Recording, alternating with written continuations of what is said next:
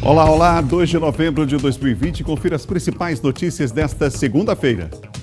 Acidentes marcam o fim de semana mesmo com a operação Finados da Polícia Rodoviária Federal nas estradas. Confira como se saíram os times maranhenses na rodada do Campeonato Brasileiro. Veja ainda como foi o debate com 8 candidatos a prefeito de São Luís promovido pelo Sistema Difusora. E no dia de finados, veja a movimentação em cemitérios da capital e a programação de espíritas e católicos para este dia. Fique ligado na TV Difusora e tenha um bom dia, Maranhão.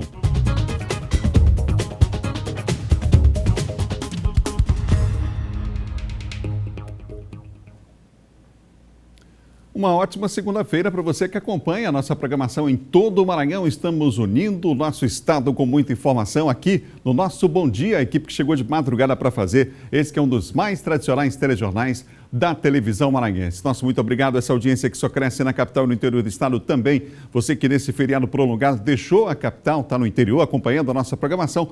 Nosso muito obrigado pela audiência, viu? Vamos juntos assim até às 8 horas da manhã, quando chega o primeiro impacto. Todo mundo aqui trabalhando nesse feriado prolongado, mas a nossa equipe está aqui para levar muita informação para você. Vem comigo porque a gente vai atualizar os números da Covid-19 aqui no estado do Maranhão. A gente tem os dados. Segundo o levantamento feito em todo o país, no Maranhão há um momento de estabilidade em relação à Covid-19, mas não podemos baixar a guarda, é preciso sair com máscara, tomar todos os cuidados sanitários possíveis. E a gente tem aqui os números do último boletim divulgado pela Secretaria de Estado da Saúde. Esse boletim foi divulgado ontem à noite. 185.917 é o número de casos confirmados. Recuperados, 179.359. O número de casos ativos é de 2.497 casos. O número de óbitos ultrapassa, infelizmente, 4.061.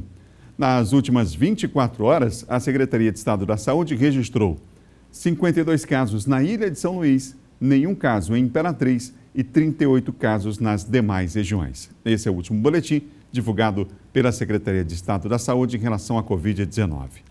Segundo dados divulgados na noite de ontem pelo Ministério da Saúde, o Brasil registrou nas últimas 24 horas 10.100 novos casos de Covid-19.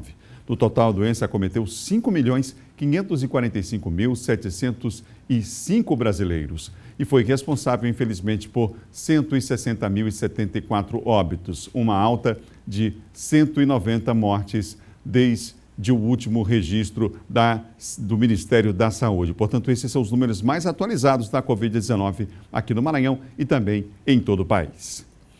Olha, o final de semana foi de sol, de praia, não é? Mas os bombeiros alertam os cuidados que devem ser tomados para quem vai entrar no mar, em especial nesse período do ano. Você sabia que até agora nós já tivemos 3 casos de mortes por afogamento aqui na capital? Pois é, preciso ficar alerta, em especial com as crianças, né? Nesse período aí que estamos vivendo, nesse período do ano. Vamos ver a reportagem. Feriado prolongado, dia de sol e praia. Difícil não aproveitar essa combinação em uma cidade como São Luís. Mas nesse combo tem que entrar também o item segurança, especialmente quando as crianças fazem parte do passeio. Sempre procuro ficar mais na parte mais seca da praia. E sempre perto de mim, né? Nunca deixei eles ficar longe. Até o fim de novembro, o Batalhão de Bombeiros Marítimos realiza a Operação Praia Segura, nas abordagens, informações e prevenção. Nossa preocupação é levar a mensagem da segurança. Nesse momento que as pessoas estão aí aproveitando a praia, elas acabam diminuindo a percepção de risco. E aí o nosso papel é chamar a atenção para que a praia esconde alguns perigos, então a gente sempre destaca algumas orientações no que diz respeito ao comportamento. O feriado prolongado acontece em plena semana de maré de Cisija, influenciada pela lua nova, o que faz com que o volume de água que chega perto da costa seja bem maior. E com mais pessoas aproveitando a praia, aumenta também o risco de afogamentos. Por isso, todo cuidado é necessário. A praia tem pontos críticos, como áreas de pedra e valões, que são, na verdade, buracos submersos, que podem ter, inclusive, correnteza. Até setembro, a equipe do BPMar fez 9.500 abordagens e 31 resgates nas praias de São Marcos, Calhau, do Meio e Araçagi. Mesmo com todo o trabalho destes profissionais, 2020 chega ao penúltimo mês do ano com um saldo de 3 mortes por afogamento. Os cuidados para evitar tragédias na praia passam pelas orientações dos bombeiros marítimos. Em primeiro lugar, nós orientamos sobre o uso de álcool. Álcool e banho de mar, eles não combinam. A outra orientação diz respeito à profundidade segura. Nós sempre lembramos daquela máxima, água no umbigo, sinal de perigo. E a última delas, e não menos importante, em relação às crianças. Nós temos tirado muitas crianças que estão sozinhas ali na água. Então, sempre recomendamos que os pais, os responsáveis estejam ali no máximo em uma distância de um braço para que possa intervir em alguma emergência na água e evitar o afogamento.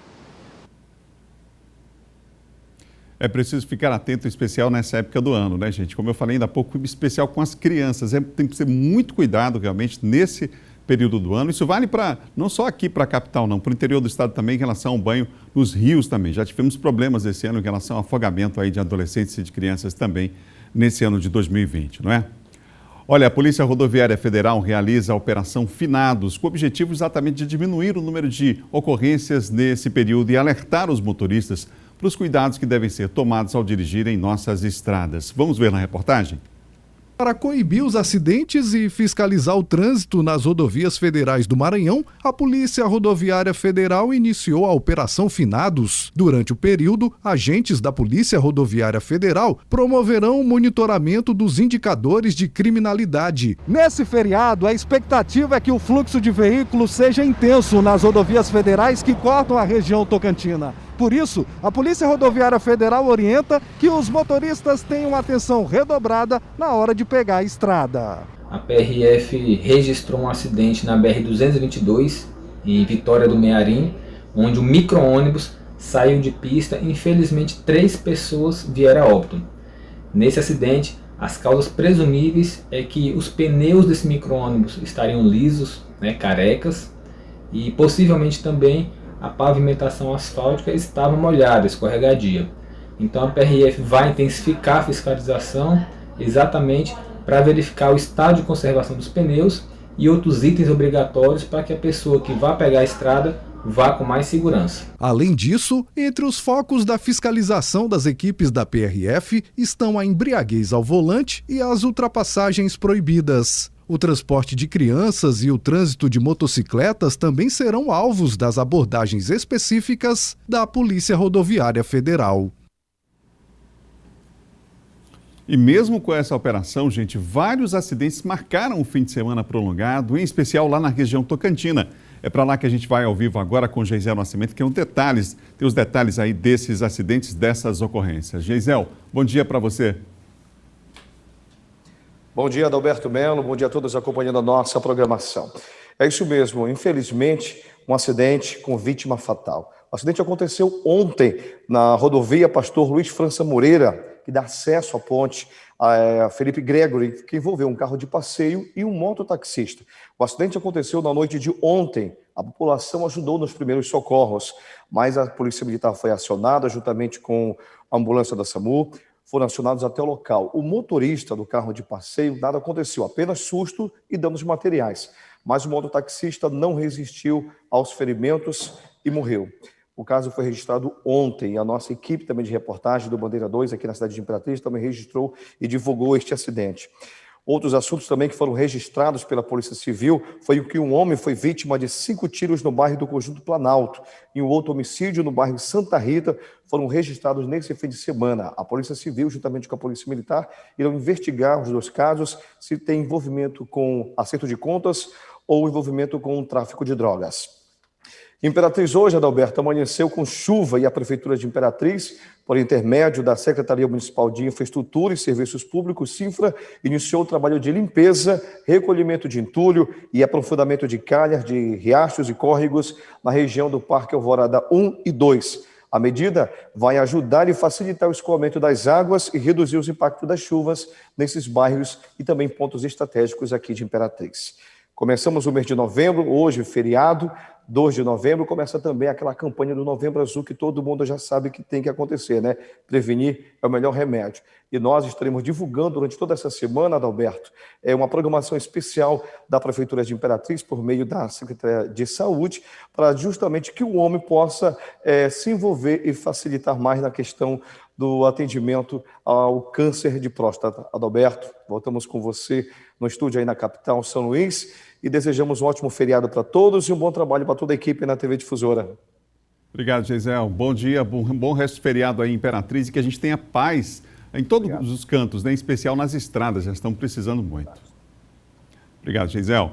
É importante, Geisel, falando, trazendo detalhes. Infelizmente, tem um acidente acontecido ontem à noite aí, com uma morte registrada. E fica aqui o alerta mais uma vez, não terminou ainda, né? Hoje temos um feriado ainda, dia de finados, mas que as pessoas parem para refletir e que a combinação álcool e direção, a gente já sabe o resultado que dá e que tem mais responsabilidade ao dirigir, né? Fica aqui o alerta mais uma vez. Olha, vamos falar de economia porque mesmo em tempo de pandemia, o Maranhão registrou crescimento em novos empregos com carteira assinada pelo 4º mês consecutivo, inclusive, e conseguiu saldo positivo de 5.020 novas vagas no mês de setembro. Foram 5.020 novas vagas somente em setembro, um acúmulo de 13.033 novos postos formais. Não é de agora que o Maranhão registra saldo positivo quando se trata de empregos com carteira assinada. É o 4º ano consecutivo e desde 2017 a curva só cresce. Em 2020 tem uma particularidade, a pandemia, que mexeu na economia do mundo inteiro. O Maranhão é um dos maiores em crescimento de empregos no país, com alta de 2,71%. Levando em conta o período de janeiro a setembro desse ano, o Maranhão é o único estado da região Nordeste que apresenta um bom desempenho com saldo positivo. Acredito que toda essa retomada daqueles empregos que foram perdidos, as medidas governamentais estão sendo muito assertivas para que a gente possa conseguir buscar todos aqueles empregos nossos perdidos.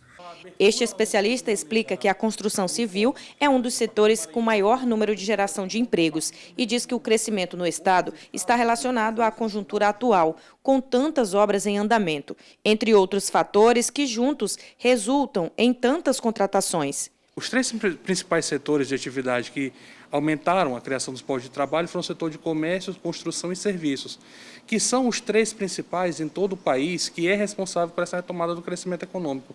Mas, principalmente, o nosso saldo ele está relacionado ao setor da construção, com particularidade no subsetor de obras de infraestrutura. É também importante que a situação atual seja um impulso para o futuro com números também positivos. Isso vai permitir que você tenha que refazer toda uma nova leitura da dinâmica produtiva do Maranhão.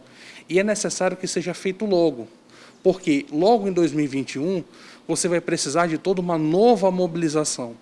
Além disso, um grande ponto que é importante para uma política de emprego é a manutenção desse nível da taxa de contágio da Covid-19. Porque quanto menor for esse contágio, melhor é a efetividade desse emprego. Então, mais você consegue retomar as atividades econômicas, não só, também outros setores, como o setor do turismo, né, dos shows, etc. É hora de conferir o nosso giro de notícias. Nesta segunda-feira, feriado de Dia de Finados, parte dos serviços públicos da capital maranhense, centro comercial e outros locais terão horário diferenciado de funcionamento. A Federação do Comércio de Bens, Serviços e Turismo do Estado informou que o comércio lojista de São Luís tem autorização para funcionar no feriado. Poderão abrir as portas de 8 da manhã às 18 horas, enquanto as lojas situadas nos shopping centers poderão funcionar de 10 às 22 horas. Uma campanha lançada sexta-feira pela Agência Estadual de Mobilidade Urbana e Serviços Públicos permitirá que passageiros contribuam através de um canal via WhatsApp no processo de fiscalização dos serviços prestados a bordo das embarcações de ferryboat. Na campanha Você Fiscal, os usuários poderão mandar vídeos ou fotos relatando o problema encontrado durante a viagem e a MOB entrará em contato com as empresas para que sejam tomadas as providências e o problema seja resolvido em tempo hábil. A Agência Nacional de Telecomunicações colocou em consulta pública a abertura de novos 360 canais de rádio em frequência modulada, conhecida popularmente como FM.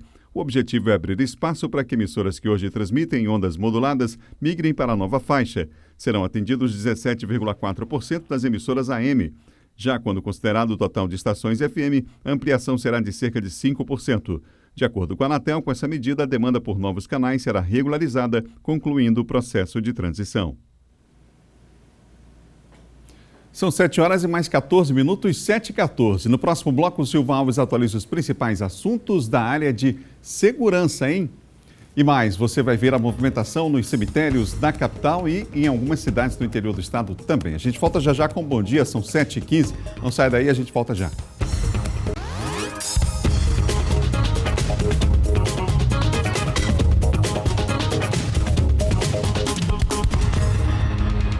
São 7 horas e 19 minutos, estamos de volta com o Bom Dia Maranhão, ao vivo para todo o estado aqui pela TV Difusora, nesse começo de semana, nessa segunda-feira. Na capital, o domingo foi de preparação para o Dia de Finados, como mostra a repórter Bel Soares, e a gente vai ver agora. Conceição tem os pais e avós sepultados aqui. Na véspera de Finados, o dia é de limpeza. Vim limpar hoje, com todo prazer, amor mesmo. Assim eu mato um pouco a saudade dos meus pais. Os outros parentes têm aqui minha avó, viu? Então é uma maneira de prestar homenagem a eles, que tanto fizeram por mim, né? Há 2 anos, Carlos contrata os serviços para a manutenção do túmulo da família. Não é porque já se foi, né, que nós vamos deixar aí a B6, aí tem que vir, não é de ano em ano, mas a gente vem para dar uma limpeza. A semana que antecede Finados movimenta o mercado de limpeza, venda de água, flores. Para limpar e pintar custa de R$20 a R$40. Este ano a procura está bem menor. Esse ano está mais fraco, eu acho que devido à pandemia. Está mais fraco do que os outros anos. Venda fraca também de flores. Já está menos do que esses outros anos, está menos. E esse ano, né, agora a doença aí, né? Muitas famílias perderam entes queridos para a Covid-19 e, por conta dos protocolos de segurança, não puderam fazer homenagens como os velórios que estamos acostumados a ver.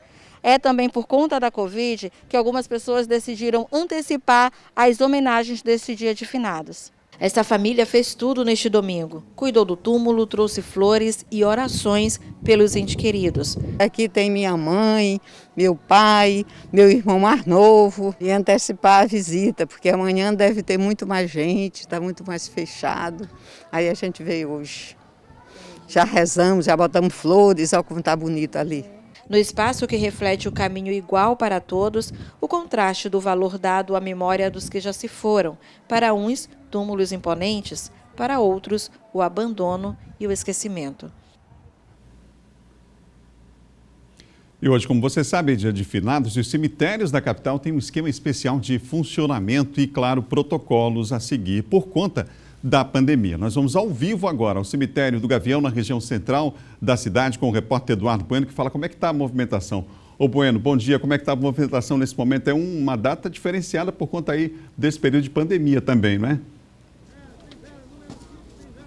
Exatamente, um ótimo dia para você, bom dia a todos que nos acompanham. É um momento de relembrar aqueles entes queridos que já se foram, e esse ano tem um momento aí especial por conta do número de vítimas que as famílias perderam para o coronavírus. Esse número aqui no Brasil é um número enorme. Aqui no cemitério do Gavião a movimentação já é muito intensa. Eu vou pedir para o Zé Antônio Teixeira mostrar aqui para a gente. Olha só, muita gente já veio desde cedinho se prestar homenagens aos seus entes queridos aqui no cemitério do Gavião, no centro da cidade. A movimentação é intensa e também o que a gente percebe aqui é o número de comerciantes muito grandes. Agora, quem vai vir para cá, para o cemitério do Gavião, precisa ficar atento também às mudanças no trânsito aqui na área. Tem uma obra, viu, Adalberto, em andamento aqui na Praça da Saudade. A obra de reforma da Praça da Saudade faz parte do pacote de obras aí da Prefeitura de São Luís e, por conta disso, parte da Rua do Norte está interditada também. Então, o fluxo de carros está seguindo apenas por essa via em um sentido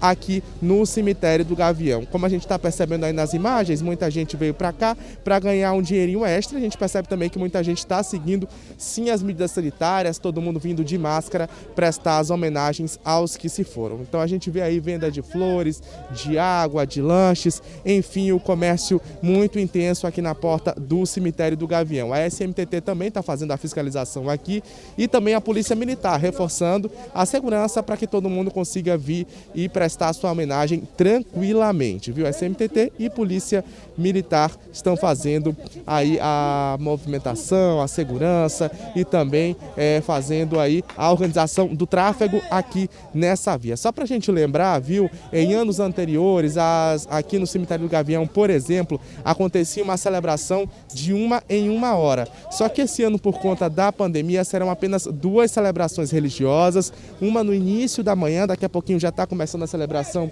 aqui na capela aqui dentro do Cemitério do Gavião, e outra vai ser realizada no final da tarde, sempre com 50% da capacidade do local. Então, quem tem algum ente aqui vai poder vir visitar tranquilamente, seguindo as medidas sanitárias, também fazendo aí o distanciamento social, né, claro, fazendo o distanciamento e respeitando as regras sanitárias, mas durante a celebração, somente metade das pessoas vão poder participar.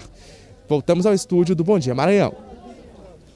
Obrigado, Bueno, pela informação. Prestação de serviço com o Eduardo Bueno, falando inclusive do trânsito ali daquela região que está bastante complicado. Pode complicar, né? Dependendo da atuação, claro, do motorista. Daqui a pouco a tendência é que nessa área aí o movimento aumente. Tem esse detalhe. E você vê que dos dois lados da via os comerciantes ocuparam espaço. Isso diminui o espaço de tráfego de veículos também. Então é preciso ter muito cuidado, você que vai para essa região da cidade, vai para o Cemitério do Gavião no centro. Cemitério bastante movimentado no dia de hoje, claro, em especial na região central, mas cuidado por conta dessa obra aí, há uma modificação no trânsito na região. Então, atento também ao pedestre nesse momento, à circulação nesta área. Ao vivo, falamos de um dos cemitérios mais movimentados aqui da capital, o Cemitério do Gavião, no centro. A gente muda de assunto, agora a gente fala de segurança.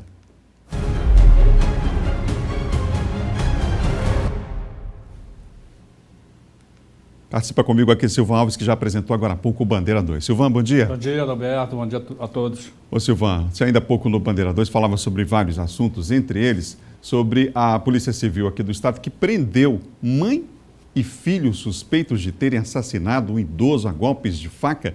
Isso foi no interior do Estado? Exatamente. Lá em Zedoca, esse crime aconteceu no dia 14 de outubro.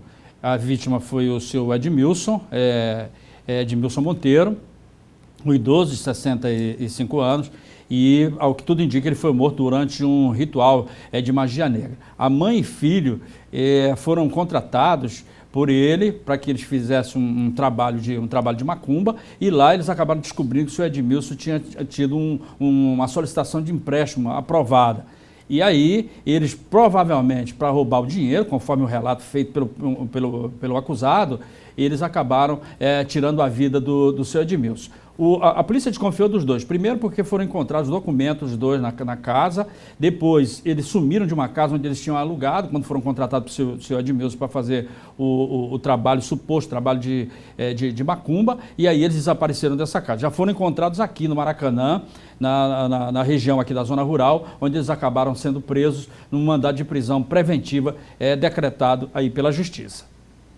Silvão, agora tem um caso também do motorista de aplicativo, né? Que você falou ainda há pouco aqui no Bom Dia. Você pode repetir que situação foi essa? Esse motorista de aplicativo, Adalberto, ele foi preso numa operação feita pelo pessoal da Senar, que é a Superintendência Estadual de Combate e Repressão ao Narcotráfico. Ela tem feito operações pontuais em várias cidades do interior e fez agora esse final de semana lá em Santa Helena. E lá esse motorista de carrinho lotação, que fazia transporte do pessoal de Santa Helena para Pinheiro, para os municípios ali da região, ele foi abordado na passagem, e lá no interior do veículo, na mala do veículo, o pessoal acabou encontrando 15 quilos de maconha e mais 1 quilo de cocaína, que estavam guardados dentro de um saco. No momento em que ele foi abordado, não tinha passageiro no interior do carro, não tinha passageiro no interior do veículo, e ele acabou sendo preso. Ele relatou que teria sido contratado, não sabe por quem, ele não quis relatar, mas por uma pessoa que teria pago a importância de R$1.000 para ele fazer esse tipo de transporte. Resultado, ele foi transferido aqui para São Luís, onde foi autuado em flagrante por tráfico de drogas.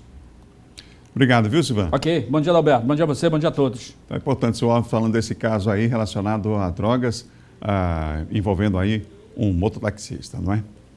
Vamos lá, no próximo bloco você vai ver a programação de católicos e espíritas para o Dia de Finados, a participação dos maranhenses na rodada do Campeonato Brasileiro também. E mais, John Coutrin vem aí para falar da repercussão do debate com os candidatos a prefeito, promovido pelo Sistema Difusora de Comunicação no sábado, aqui na TV Difusora, com transmissão ao vivo pelo portal MA10, pela Rádio Difusora FM também. A gente volta já para falar de eleições, um instante só.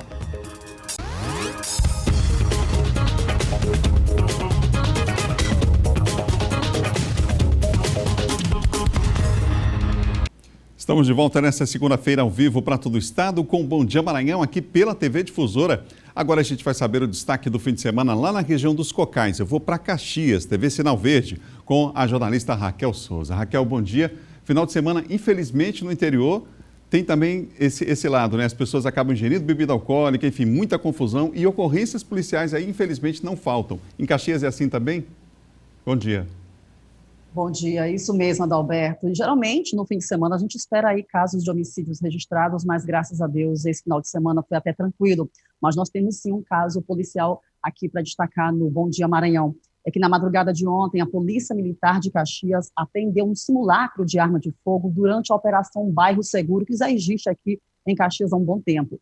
Os policiais da Força Tática do 2º Batalhão de Polícia Militar, eles desenvolviam essa operação no bairro Campo de Belém, com abordagens aí a pessoas, né, a pedestres, condutores de veículos, e quando procederam nas buscas pessoais em um bar, né, no bairro, eles observaram um indivíduo de 18 anos em atitude suspeita. Então, em posse desse, eles localizaram um simulacro de arma de fogo, além de um aparelho celular que o homem não soube comprovar a procedência. Os policiais militares o conduziram até a delegacia do 1º Distrito Policial no centro da cidade, para as devidas providências. Lembrando, Adalberto, que a Operação Bairro Seguro tem o objetivo aí de fazer com que a polícia fique atuante nas ruas, prevenindo a criminalidade e garantindo a segurança da população. Portanto, esse é o destaque, tudo tranquilo, né, em relação a homicídios. Lembrando que a polícia continua nas ruas também nesse feriadão, tá? E a gente espera que tudo permaneça com mais tranquilidade também nesse início da semana, Adalberto. Que assim seja, Raquel. Uma ótima semana para todos aí na região dos Cocais. Uma ótima semana para todos também.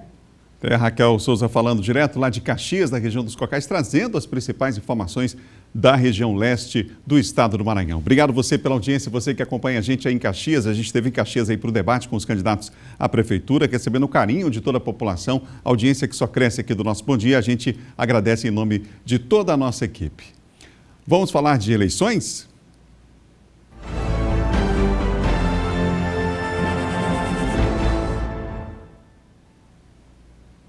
Ainda repercute, claro, o debate realizado pelo Sistema Difusora de Comunicação com os candidatos à prefeitura aqui da capital no último sábado. 8 candidatos de partidos com representação no Congresso Nacional participaram desse debate. Foi mais uma oportunidade para o confronto de ideias, de propostas, de projetos para a cidade de São Luís. Vamos ver.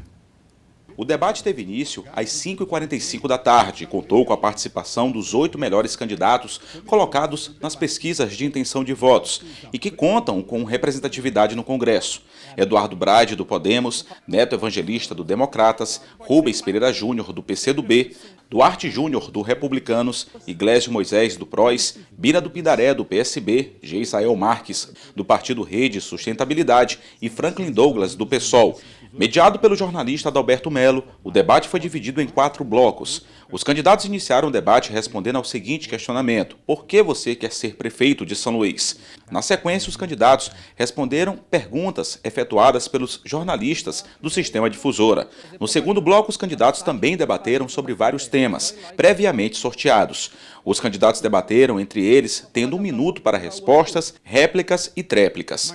No terceiro bloco, os candidatos puderam debater entre eles, com temas livres. Foi o momento mais acalorado do debate, oportunidade em que os candidatos puderam expor, além de suas propostas de governo, históricos políticos. No quarto e último bloco, os candidatos tiveram 2 minutos para as considerações finais. Cumprimos todos nós com a nossa TV, agradecer a cada membro da equipe. Sem eles, esses debates não teriam acontecido, e aos candidatos que entenderam que esse é um momento fundamental para levar informação ao eleitor, debater ideias, onde a democracia foi a grande vencedora. Ao final, os candidatos comentaram sobre o debate promovido pelo Sistema Difusora de Comunicação. Momento muito importante para apresentar os nossos compromissos com a cidade de São Luís e mostrar o nosso histórico de de trabalho e resultado. Eu pude mostrar aqui meu plano de governo. Eu quero fazer uma revolução na saúde, garantir a retomada dos empregos, ajudar na segurança, fazer uma cidade melhor, uma cidade para pessoas. Expus propostas, os candidatos deputados, promessas, as mesmas de ontem, para lhe enganar hoje e não cumprir amanhã.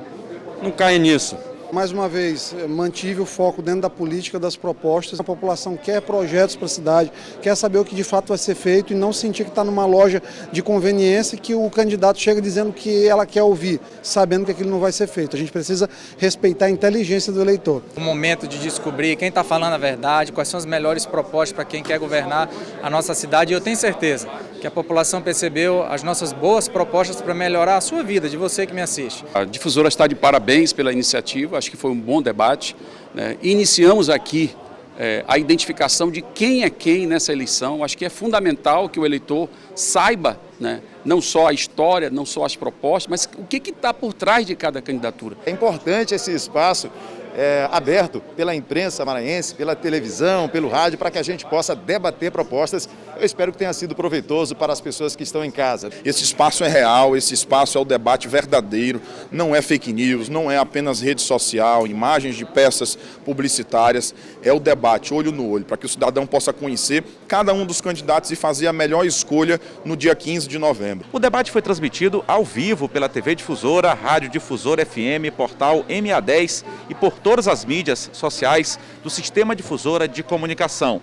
Foi assim em Caxias, Imperatriz, São José de Ribamar e agora aqui na capital São Luís. Debates promovidos pelo Sistema Difusora de Comunicação em importantes colégios eleitorais. Nós, do Sistema Difusora de Comunicação, ficamos muito felizes de poder propiciar esse espaço enquanto meio de comunicação, tanto para o município de São José de Ribamar, Caxias, Imperatriz e agora São Luís, né? Toda a capital e, aliás, todo o estado acompanha o debate dos candidatos a prefeito de São Luís e que aqui mostraram suas ideias para que o eleitor pudesse escolher pelo voto consciente. Acho que esse foi um grande momento da democracia, proporcionar esse espaço aos candidatos à Prefeitura de São Luís para que eles pudessem se apresentar e apresentar suas propostas aos eleitores. Tenho convicção que, a partir desse debate, o eleitor vai ter melhores condições de fazer a escolha certa no dia 15. O Instituto Dataem vai divulgar amanhã uma pesquisa sobre a intenção de voto dos eleitores para prefeito de São Luís. Nós vamos divulgar essa pesquisa. A pesquisa, aliás, foi contratada pela TV Difusora. Vale lembrar que o Instituto acertou nas eleições passadas o resultado para o governo do estado e também para o Senado. Nós vamos continuar repercutindo o debate. Comigo aqui no estúdio, John Coutrin, nosso analista de política. John, bom dia para você. Bom dia, Adalberto. Bom dia a todos. John, na mesma hora, claro, com a velocidade que temos hoje na tecnologia, a facilidade, né, do acesso à tecnologia, no mesmo instante que terminou o debate, já estava repercutindo nas redes sociais. Aliás, durante, várias pessoas participando, comentando, enfim. É isso, Adalberto, com certeza, né? O debate teve bastante repercussão nas redes sociais, foi o assunto do final de semana, foi o debate e seus desdobramentos. É claro que cada candidato aproveitou melhor, né, aquilo que ele propôs, que ele falou, da sua melhor maneira. Então, isso foi repercutido bastante nas redes sociais no final de semana. No Twitter também, foi um dos assuntos mais comentados do Twitter durante o final de semana e também no Facebook, Instagram e os vídeos que foram colocados no WhatsApp. O governador Flávio Dino chegou a postar, inclusive, nas redes sociais que acompanhou o debate inteiro com atenção, né? Acompanhou. O governador, inclusive, fez a chamada para o debate, disse que estaria atento, acompanhando, e ele se pronunciou no final de semana, disse que acompanhou os candidatos, citou alguns, por exemplo, em que inclusive foram os secretários dele, né, e que apresentaram a proposta que, segundo o governador, falaram dos seus feitos nas secretarias, que não foram mentiras, foram verdades e não são investigadas pela Polícia Federal, né? Ele citou aí, por exemplo, Rubem Júnior, citou Duarte Júnior, Neto Evangelista, né, e o próprio doutor Iglesio, entre esses secretários, né, pessoas que têm proximidade com ele, boas relações com eles, e ele disse que, ao contrário deles, tem outros também que querem pôr as mãos nos cofres públicos, né, dos recursos e que são investigados pela polícia. Então foi aí a avaliação do governador Flávio Dino, do debate que ele acompanhou, que ele assistiu, né, e que ele fez isso, ter costumado dizer o seguinte, Adalberto, que é importante que se eleja um prefeito que seja parceiro do governo, do Estado. E por isso que ele cita esses candidatos aí, o próprio Rubens, o próprio Neto, o próprio Duarte Júnior, né, Iglesias, Geisael, como esses nomes aí que têm uma relação boa, mais próxima com o governador Flávio Dino. Em relação ao que, digamos assim, foram momentos, o ápice do debate. Em alguns momentos ali valem serem debatidos, discutidos aqui, até colocados para avaliação do próprio eleitor, que estivesse em casa, pode observar. Por exemplo, o Eduardo Braide. Eduardo Braide, ele dessa vez não ficou muito na defensiva. A gente pode observar, Adalberto, não sei se você também concorda, que o Eduardo Braide, ele, dessa vez, ele não era só vidraça, mas ele também partiu, né, para o ataque em relação aos seus adversários. A cada menção feita a ele, né, a cada acusação, ele tinha uma resposta pronta, ou seja, como se eu tivesse ali pegado cada candidato, estudado cada candidato e tivesse uma carta na manga para eles. Por exemplo, no caso do embate do confronto com o Duarte Júnior, pela primeira vez ele expôs um dado na campanha que não tinha sido ainda revelado, que foi, segundo Eduardo Braide no debate, que todos puderam acompanhar, que o Duarte teria agredido, né, um idoso, uma idosa, não se sabe muito bem, por conta de que o Duarte teria dito que o Braide responde a processo, né, na polícia. Então, por sua vez, o Braide disse que era processar o Duarte Júnior. Ele teria que provar na justiça? Provar na justiça essa acusação e ainda disse que o Duarte Júnior agrediu uma idosa. Que eu acho que o Duarte também deve entrar na justiça para esclarecer isso, né? Essa afirmação do Braide.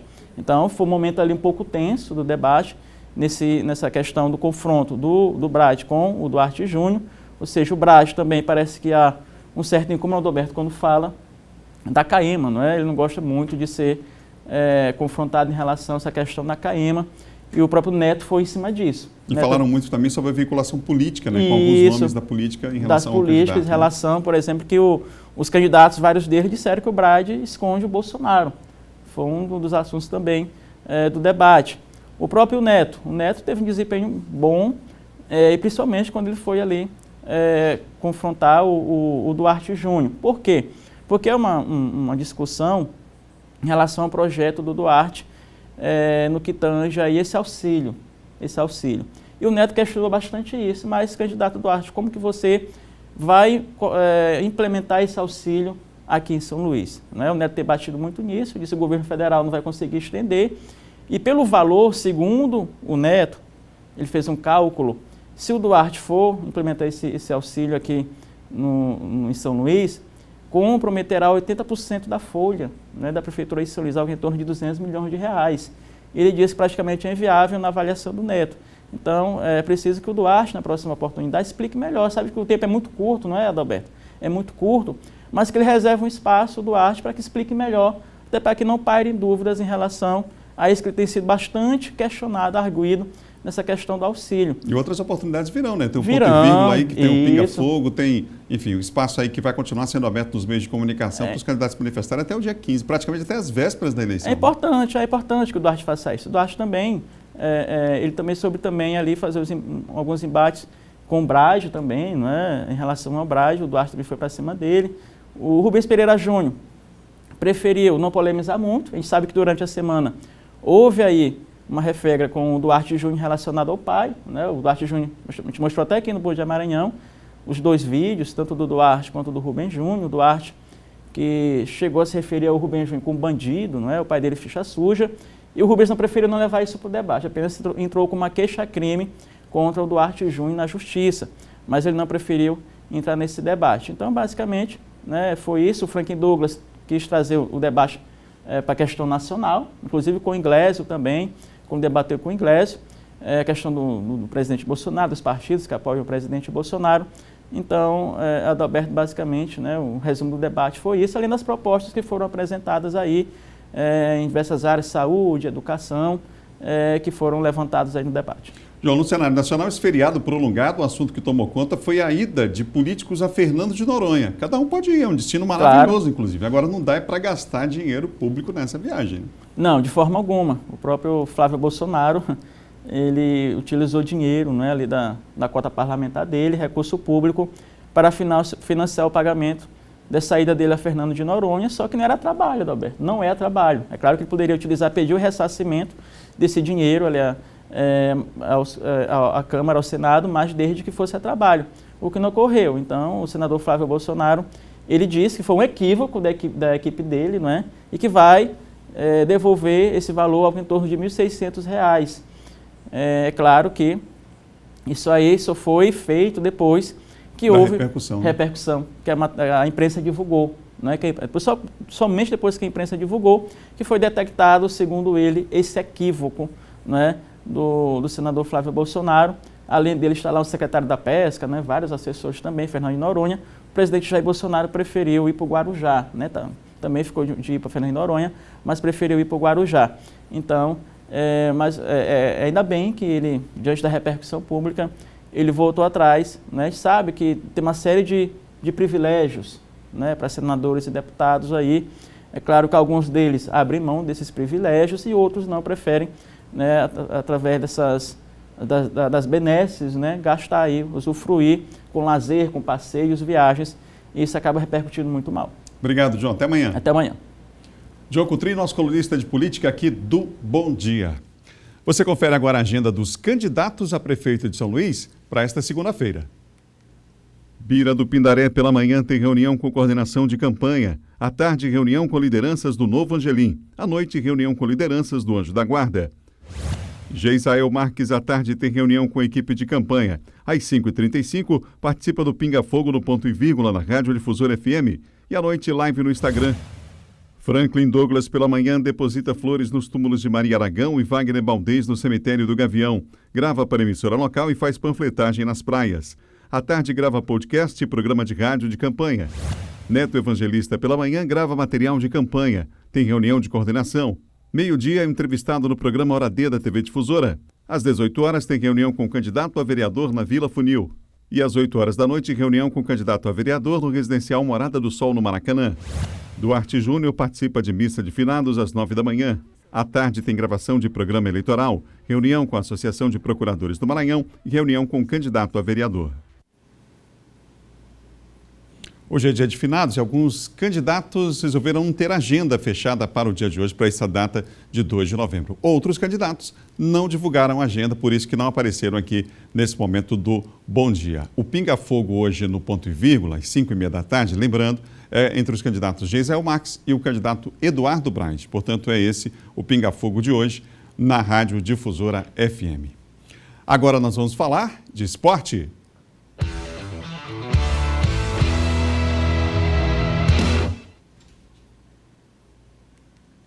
Olha, confirmando o favoritismo contra o lanterna da competição, o Sampaio Corrêa venceu com facilidade o Oeste por 3-0 na Arena Barueri pelo Campeonato Brasileiro da Série B. Pois é, a vitória fez o tricolor chegar a 27 pontos e com 2 partidas a menos. É o 6º colocado na competição nacional. Os gols foram marcados, você viu nas imagens, por Paulo Sérgio, que abriu o placar após passe de Caio Dantas. O segundo gol foi marcado por Rony, também após passe do atacante Caio Dantas, e o último gol foi marcado pelo Marcinho, que chutou de longe para confirmar a vitória da equipe boliviana. Tá aí o gol para você. A Bolívia querida joga na próxima terça-feira em partida atrasada da 5ª rodada contra o Brasil de Pelotas, às 19h15, 7h15 da noite, fora de casa. Bom, já o Imperatriz foi goleado pelo Santa Cruz pela Série C. Pois é, vamos ver. Aos 35 minutos do primeiro tempo, numa rápida jogada, André dá o passe para Lourenço, que chuta forte e abre o placar. Santa Cruz, 1-0. Logo aos 5 minutos da etapa final, Pipico recebe passe de Lourenço, faz belo giro em cima da marcação e chuta sem chances para o goleiro Jairo do Imperatriz. É o 2º gol do tricolor do Arruda. Dani Moraes carrega a bola e toca para Vitor Rangel na direita. Ele enche o pé na entrada da grande área e amplia o marcador. Santa Cruz 3-0. Logo na sequência, o Imperatriz deu uma resposta. Aos 23 minutos, Vinícius Machado recebe sozinho e da meia-lua da grande área bate de canhota no cantinho de Maicon Clayton, diminuindo o marcador. Imperatriz 1, Santa Cruz 3.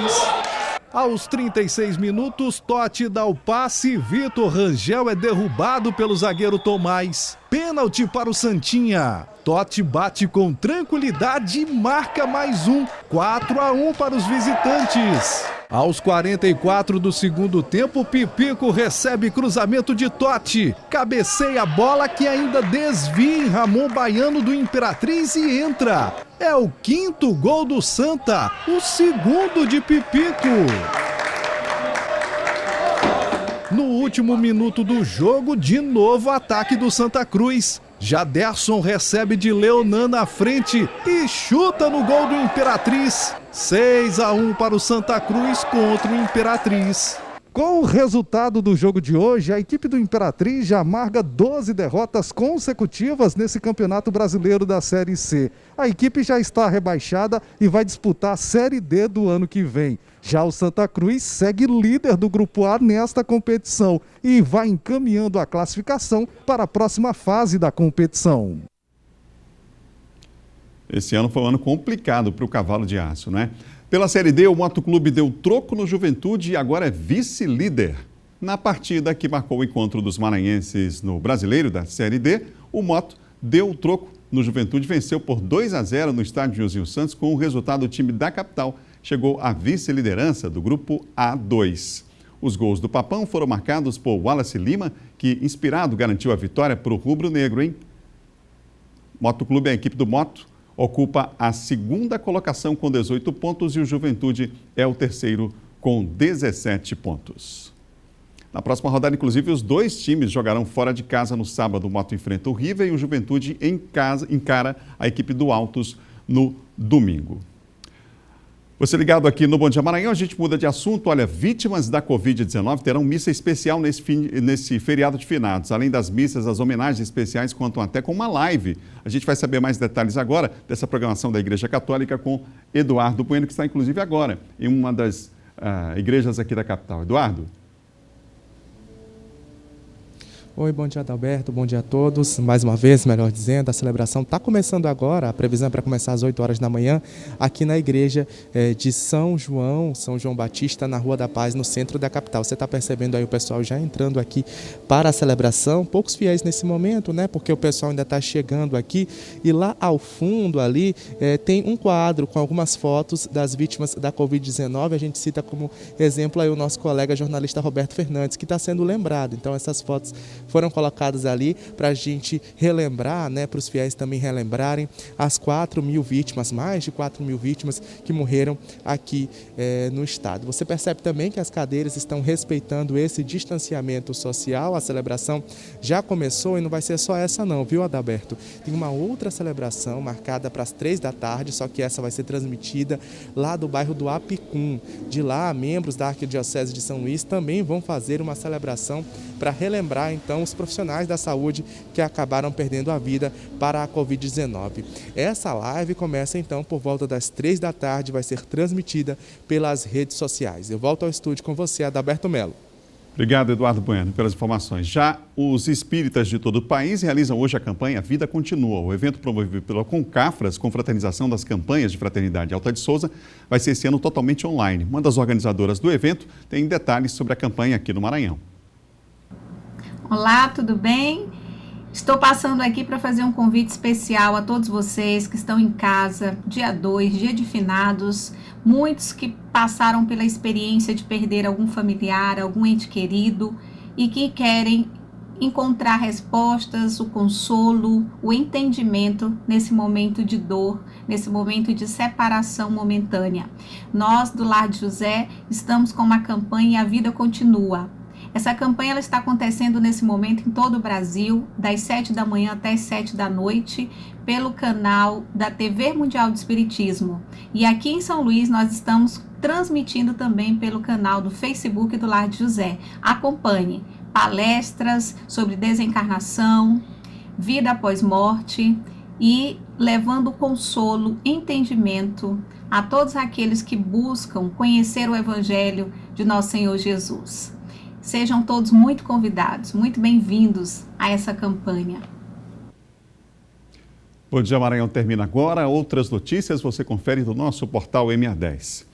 A todos um ótimo dia. A gente encerra com imagens de uma das igrejas aqui do Centro, a Igreja de São João, celebrando daqui a pouco a primeira missa aí no dia de finados. Que seja um dia de reflexão, acima de tudo, de pensamentos, né, elevados. Amanhã a gente se encontra às 7 da manhã aqui na TV Difusora. Até lá.